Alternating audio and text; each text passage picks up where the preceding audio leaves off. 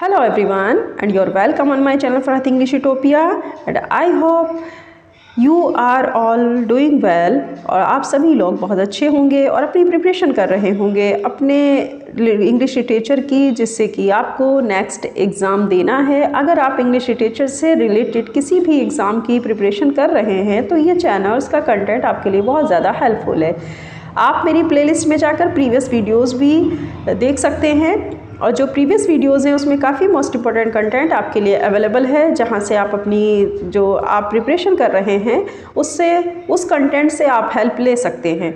आज हम डिस्कशन करेंगे आपके साथ कि प्री लिटरेचर किसको कहा गया, प्री इंग्लिश लिटरेचर का यहाँ पर मीनिंग क्या है। तो इस टर्म को अगर हम डिस्कस करें तो ये कहलाता है लिटरेचर इन इंग्लिश प्री 1914। 1914 से पहले यानी 1914 से पहले क्या था कि लिटरेचर को इंग्लिश प्री लिटरेचर के नाम से जाना गया। अब हम इसी को थोड़ा सा और आगे देखते हैं कि किस तरह से इसमें हमारा जो डिवीज़न है पीरियड का इंग्लिश लिटरेचर के, जो क्रोनोलॉजिकल ऑर्डर है, थोड़ा उसको आप देखिए ताकि आपके ये टर्म्स अच्छे से याद हो जाएं कि किससे और कितने पीरियड के बीच में हमने किस पीरियड का क्या नाम रखा है अपने इंग्लिश लिटरेचर में। चलिए देखते हैं chronological of literature in English. Okay, next literature in Britain. Britain में जब ये लिटरेचर था तब वहाँ पर किस तरह से इसके पीरियड को डिवीज़न किया गया। लिटरेचर इन अमेरिका, जब अमेरिका में रहा तब इसके पीरियड को किस तरह डिवीज़न किया गया और क्या इसका नॉमिनेशन किया गया, ये भी आप देखेंगे। नेक्स्ट आपके पास मॉडर्न इंटरनेशनल लिटरेरी कॉन्टेक्स्ट, इसको क्या कहा गया, इसके लिए कौन सी टर्म यूज़ की गई। आज हम इसी का डिस्कशन आपके साथ कर रहे हैं और ये टर्म्स आपको ज़रूर याद होनी चाहिए, नहीं तो आप आगे अपना जो कलेक्शन ऑफ द बुक्स करेंगे या जो भी अपना पढ़ने के लिए कंटेंट अरेंज करेंगे तो वो सही से अरेंज नहीं कर पाएंगे अगर आपको ये टर्म्स ही नहीं पता होगी क्रोनोलॉजिकल लिटरेचर इन इंग्लिश की, कि किस लिटरेचर को किस पीरियड में क्या नॉमिनेट किया गया, किस नाम से बुलाया गया। जब तक आप ये नहीं जानेंगे तब तक आप अपनी प्रिपरेशन को बहुत अच्छी ढंग से नहीं कर पाएंगे। तो लिहाजा आज इसी नीड को महसूस करते हुए हमने आज यहाँ पर एक लिस्ट आपके लिए प्रोवाइड की है, जिसमें हम आपके साथ डिस्कस कर रहे हैं a chronology of literature in English. First of all a point, literature in Britain. ये तो आप जानते हैं कि ब्रिटिश लिटरेचर तो हमें सबसे पहले पढ़ना ही होता है। तो ब्रिटिश लिटरेचर में हमारा जो टाइम पीरियड रहा वो क्या रहा, उसका नाम क्या रहा। तो पहले आता है first of all literature in Britain. Literature in Britain means इसके अंदर कितने पॉइंट्स से किस पीरियड को क्या नॉमिनेट किया गया, किस नाम से बुलाया गया, ये आप इसमें ध्यान दीजिएगा।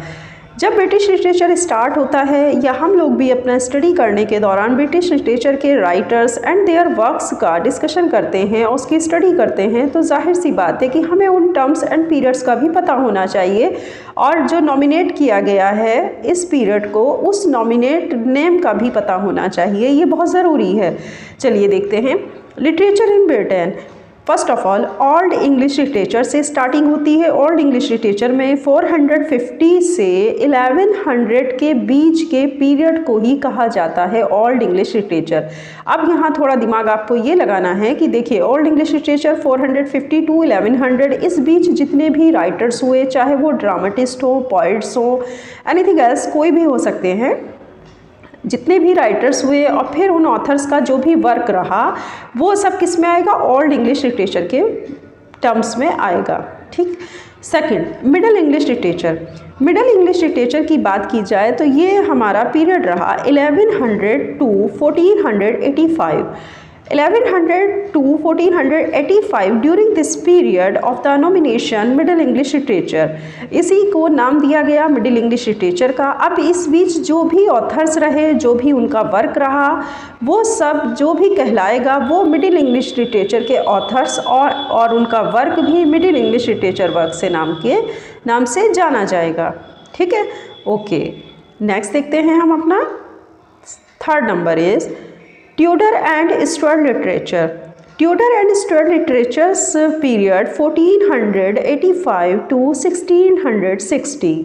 1485 to 1660 of this period, the nominate was the Tudor and Stuart literature. इसको कहा गया ट्यूडर एंड स्टुअर्ट लिटरेचर। जो भी राइटर या ऑथर्स या पोएट या कुछ भी मतलब जो जिसने लिटरेचर में थोड़ा सा भी कंट्रीब्यूशन किया है उसका वो वर्क वो सब आएगा ट्यूडर एंड स्टुअर्ट लिटरेचर के अंडर में। ठीक है। Next, restoration and Augustan literature. Restoration Augustan literature time period रहा 1660 to 1775। 1660 to 1775 during this period the nomination was restoration and Augustan literature। इसका नॉमिनेशन किया गया था रिस्टोरेशन ऑगस्टन लिटरेचर के नाम से। इसमें जितना भी राइटर्स जो भी ऑथर्स पोएट्स ड्रामेटिस्ट नॉवलिस्ट कुछ भी रहा हो जिसने लिटरेचर में, मैंने कहा ना कि अगर लिटरेचर का कुछ भी वर्क किया है, एसेज लिखे हों चाहे आपका नॉवलिस्ट लिखे हो, फिक्शन नॉन फिक्शन दोनों में से कोई भी वर्क किया हो तो वो रिस्टोरेशन ऑगस्टन लिटरेचर के अंडर में आता है और उसका नॉमिनेशन रिस्टोरेशन ऑगस्टन लिटरेचर के नाम से ही किया जाता है। Next point is the romantic literature. Romantic literature period was the 1775 to 1837। 1775 to 1837 में अगर हम बात करें तो इस पीरियड के बीच में रोमांटिक लिटरेचर लिखा गया। इसके ऑथर्स, इसके राइटर्स, इसका वर्क्स सब कुछ हमारा जाना जाता है रोमांटिक लिटरेचर के नाम से। नेक्स्ट आता है आपका Victorian literature. Victorian literature the period is 1837 to 90। 1837 to 90 Victorian literature के नाम से इसको नॉमिनेट किया गया और इसी वर्क को हम कहते हैं विक्टोरियन लिटरेचर। इसके ऑथर्स, इसके राइटर्स, इसके fiction and non fiction authors और उनका वर्क वो सब कहलाता है आपका विक्टोरियन लिटरेचर।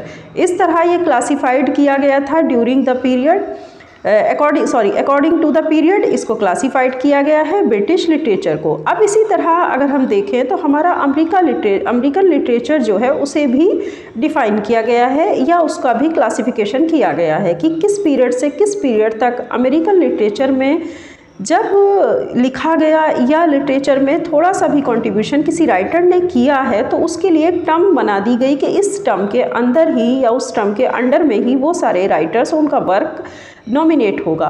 जैसे colonial and revolutionary literature. American literature में के जो वर्क है उसे हम किस नाम से जानते हैं? कॉलोनियल फर्स्ट ऑफ ऑल है आपका colonial and revolutionary literature. Time period was the 1500 to 1800।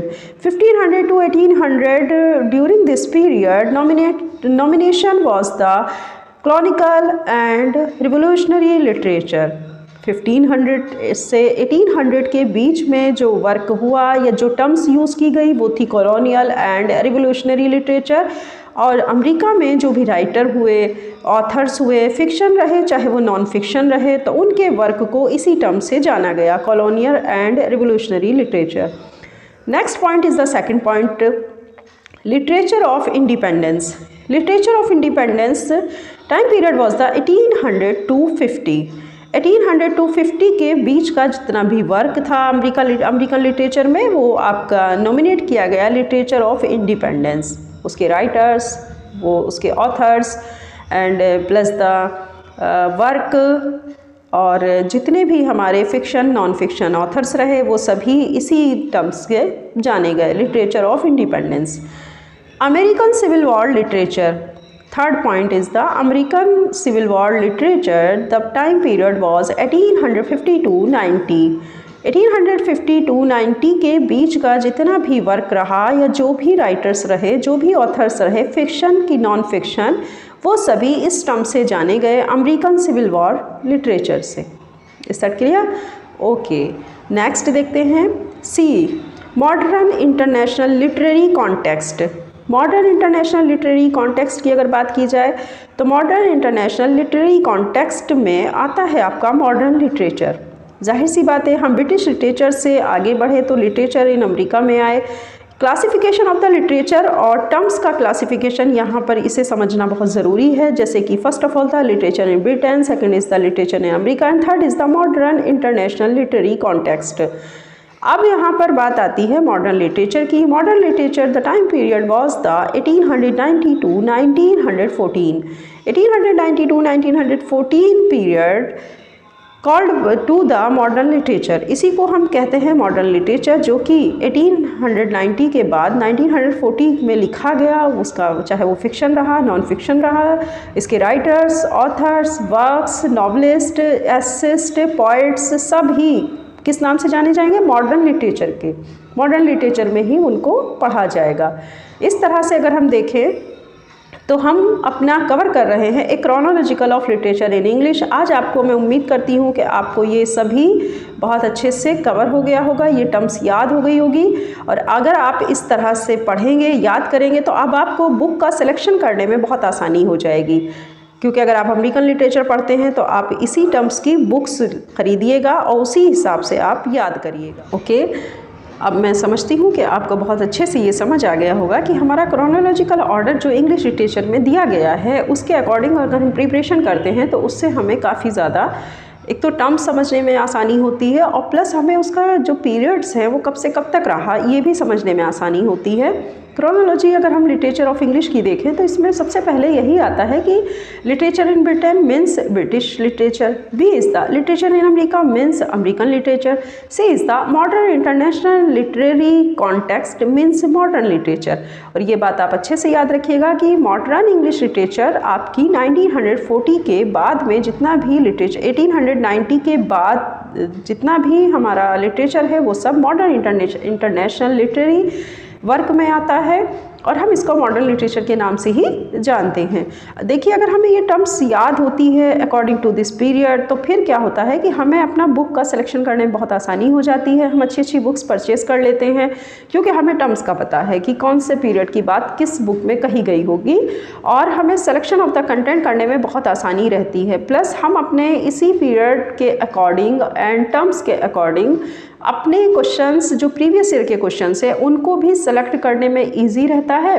क्योंकि जब हम प्रीवियस ईयर से क्वेश्चन लगाते हैं तो हमें ये समझ आता है कि ये क्वेश्चंस जो लिया गया है वो कहाँ से लिया गया है, ब्रिटिश लिटरेचर से है कि अमेरिकन लिटरेचर से है या मॉडर्न लिटरेचर से है। फिर हमें उसका टाइम पीरियड भी याद रहेगा तो जाहिर सी बात है अगर क्वेश्चन इसके टाइम पीरियड्स के ऊपर बेस्ड होगा तो हमें उसे सॉल्व करने में आसानी होगी। कोई भी स्टूडेंट जो कि अगर क्रोनोलॉजी ऑफ इंग्लिश लिटरेचर पढ़ता है तो सबसे पहला काम है उसको इस लिस्ट को वो ज़रूर पढ़े और इस लिस्ट को ज़रूर देखे ताकि उसे सारी चीज़ें, सारी जो लिटरेचर इंग्लिश का जो इंग्लिश लिटरेचर का जो आपके क्रोनोलॉजिकल ऑर्डर है वो अच्छे से समझ आ जाए। ओके, उम्मीद करती हूँ आज की वीडियो आपको बहुत अच्छी लगी होगी और आपके लिए बहुत ज़्यादा हेल्पफुल साबित होगी ये वीडियो। आप चैनल को ज़्यादा से ज़्यादा लाइक, शेयर, सब्सक्राइब करिए ताकि ज़्यादा से ज़्यादा बच्चे इस चैनल से अपनी प्रिपरेशन कर सकें और इस चैनल का फ़ायदा और इन वीडियोस का जो कंटेंट है वो उनके लिए बहुत ज़्यादा हेल्पफुल है तो वो इस वीडियो का और इस कंटेंट का फ़ायदा उठा सकें। चलिए अब इसी के साथ हम विदा लेते हैं। नेक्स्ट वीडियो में फिर मिलेंगे एक अच्छे कंटेंट के साथ। इसी तरह और भी अच्छी आपको वीडियोस अपलोड होती रहेंगी क्योंकि हमने बीड़ा उठाया है आपकी इंग्लिश लिटरेचर से तैयारी कराने का। तो इंशाल्लाह हम आपकी तैयारी बहुत अच्छे ढंग से इसी तरह अपने चैनल के थ्रू कराते रहेंगे विदाउट एनी कॉस्ट, ये भी आपको पता है।